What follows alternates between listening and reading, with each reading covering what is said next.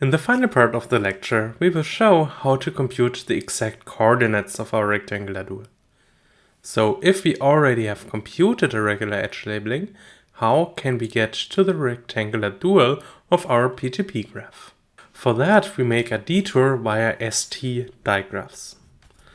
So we have our Ptp graph here, we have our refined canonical ordering, and from that we have computed our regular edge labeling. Now I want to restrict it to only one color. So let's say only the red ones. This gives us a network between the west vertex and the east vertex. And as you can see, all the edges go from left to right. This is clearly an ST digraph. We will also incorporate the north and the south by just adding the remaining edges here.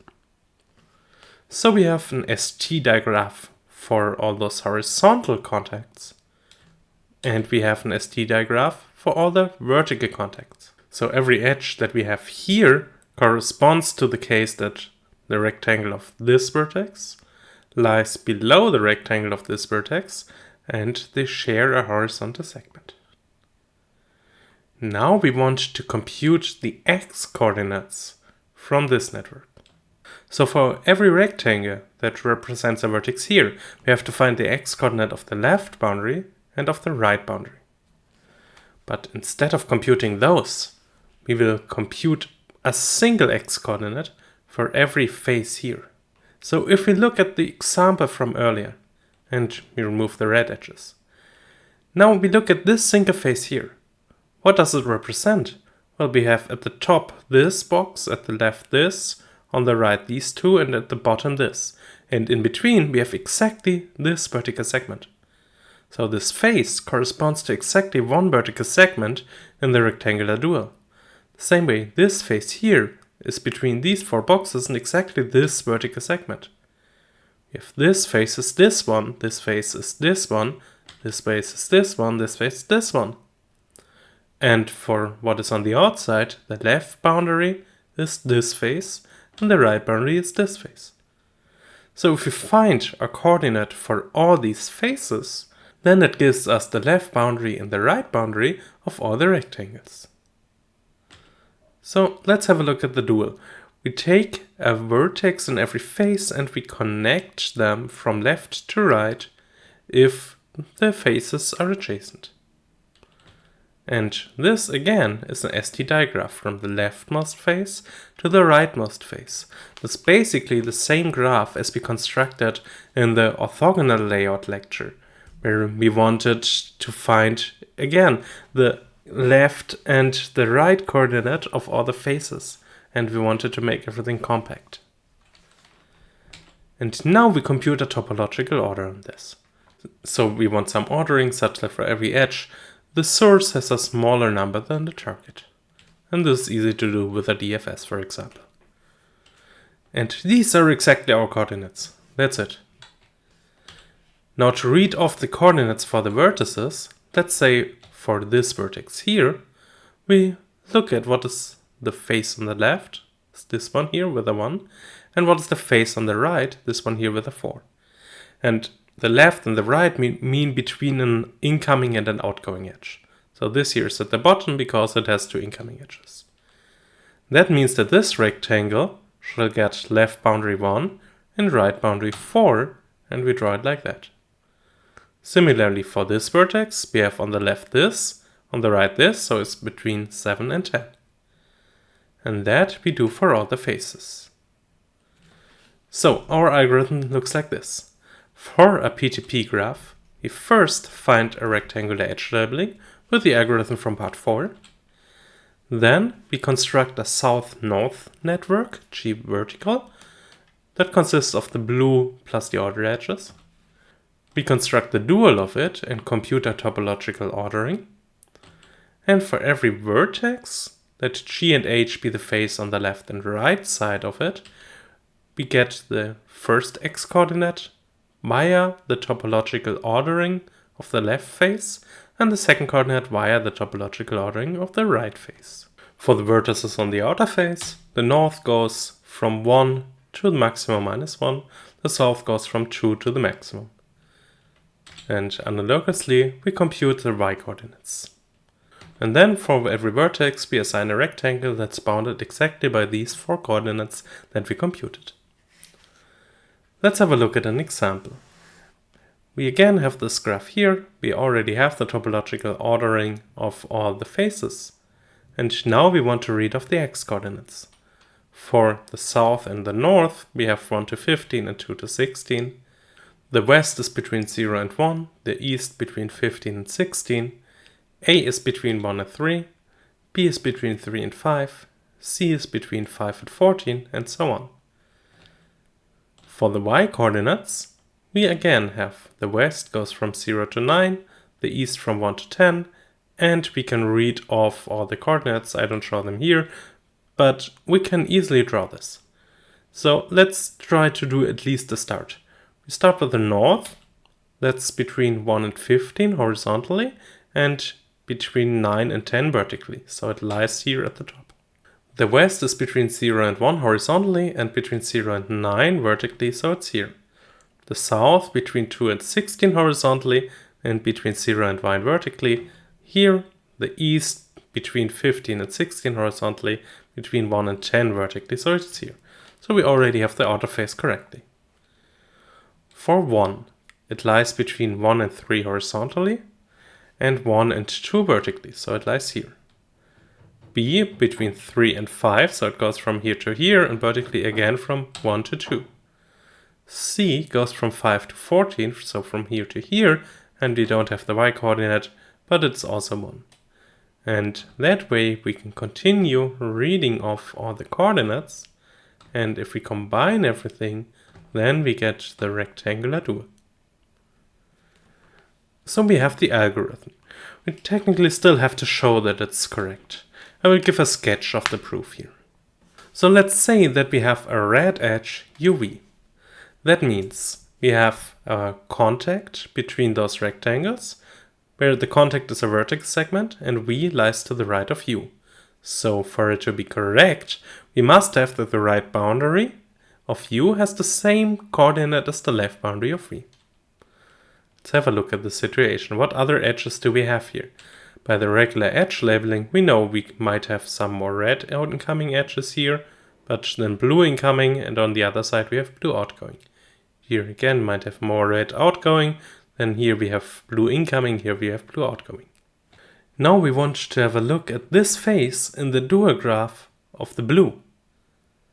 So we have the first incoming blue here, the first outgoing blue here, the first incoming blue here, the first outgoing blue here.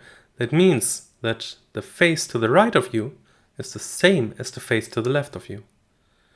And that means that we give the same x coordinates to those two boundaries, and we have this contact.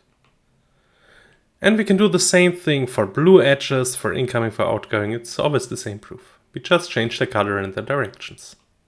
But it could still be that they are like this. So they have the same x coordinate here, but they don't touch. So we also have to show that the vertical segments of the rectangles overlap. So we might have many more outgoing red edges here and many more red incoming edges here. We now want to have a look at the dual of the red graph. So remember, in the red graph, we have one face below V and one above it. That's exactly where we change from incoming to outgoing edges. So if we look at V and we start at the face A, we can walk through these faces along the incoming edges of V until we get to this face that lies above it. And these two give us the y coordinates of the rectangle of V. We can do the same at U. We start at the bottom face and we walk along these outgoing edges until we go to D. This gives us the bottom and this gives us the top boundary. But now here's the thing, look at the top face of V. So it has on the boundary some outgoing edge of U, and then next it can have another outgoing edge or not. If it has another one, then we traverse it on this path from B to D. If it has not, then C and D are the same. The same way here, if we look at the bottom of V and we keep going, at some point we will reach B. So we have the bottom part of V is what we get from the ordering of A here. Now if we walk along the faces around V, at some point we get to this face B, which gives us the bottom boundary of U, and it cannot be smaller because we only follow directed edges upwards. And then we keep walking, we jump over this edge, at some point we get to C, so we get a larger coordinate, and we keep walking around the edges of U, and at some point we get to D, which cannot have a smaller coordinate. So our V lies between these, and our U lies between these. That means that they must overlap, and that means that they have to touch. And that means that we have all the contacts that are described in the regular edge labeling. And now if we follow this to a path of length 2, let's say there's another vertex W here, then using this proof we can show that the right boundary of U must lie to the left of the left boundary of this W here. And that means that if we have a path of at least 2 edges, then they cannot share any point. So what do we have for the red graph? If we have an edge, then they touch. If we have a path of length 2, then they cannot touch. The same also holds for the blue. If we have an edge, they touch. If we have a path of length 2, then they cannot touch. In general, for all these directions, we always have a path between any pair of vertices.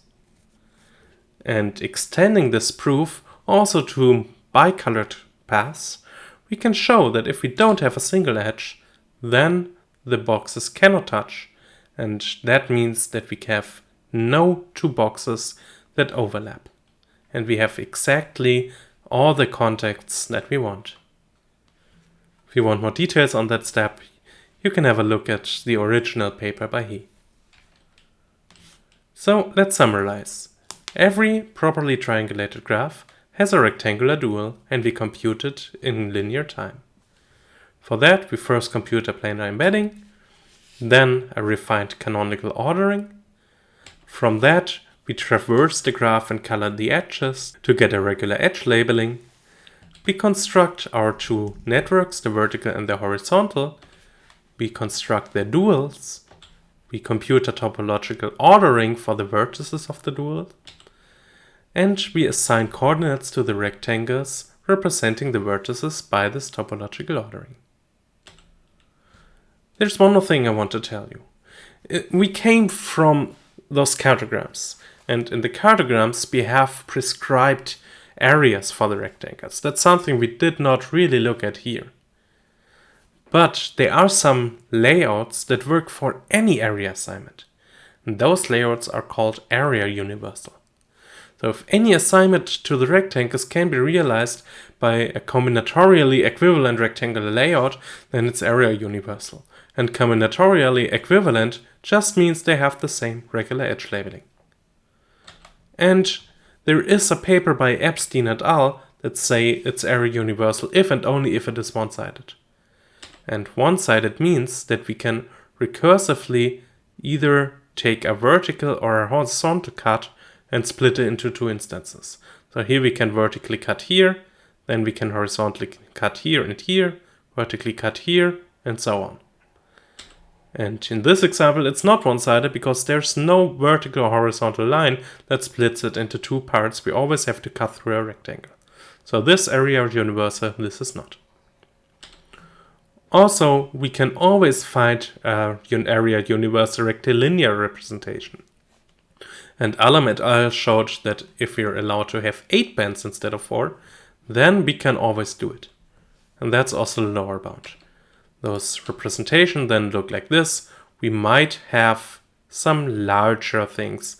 So these are not rectangles anymore, but they are still rectangular and they are pretty close. That's all I wanted to tell you for today, and I thank you for watching.